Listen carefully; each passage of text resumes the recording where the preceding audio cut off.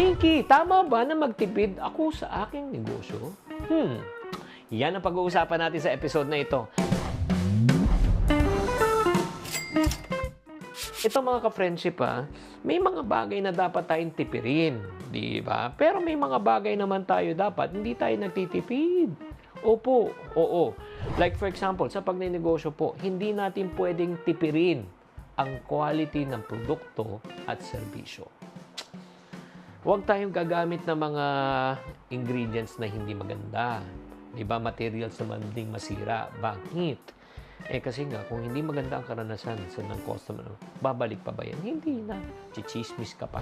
Di ba? Pangalawa, ito huwag natin titipirin din ang branding and marketing. Ano ibig sabihin niyan?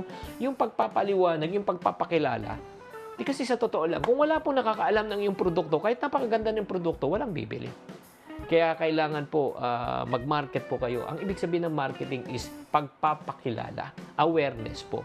Magpakilala kayo, magpa-sample kayo, mag-flyering kayo, mag-social media po kayo. At syempre naman, ito, huwag rin titipirin. Oo, yung mga tinatawag na gamit na pang-negosyo. Di ba? Kumuha na kayo ng matibay. Kahit na medyo mataas ang presyo, hindi paulit-ulit mo naman gagamitin. Kaysa nang paulit-ulit ka na nagpapalit kasi hindi magandang quality. Next, huwag titipirin. Ang inyong mga tao. Okay, bakit? Kasi ang tao po ang nagpapalago at tumutulong sa inyo. Pag tinitipid nyo sila, walang gana yung magtrabaho. Huwag titipirin ang customer service. Bakit po? Happy customers always come back. Di ba? Yung mga angry customers, they always are angry.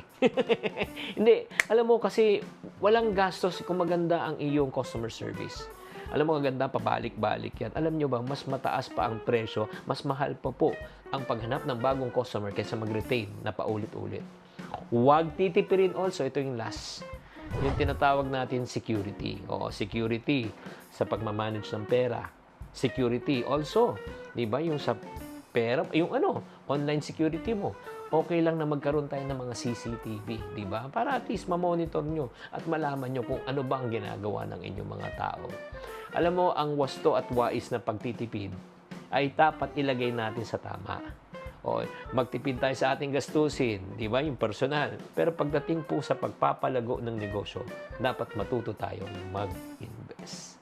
Sana nakatulong na naman tong episode na to. Tatandaan, tamang karunungan, tamang disiplina po ang susi sa pagyaman.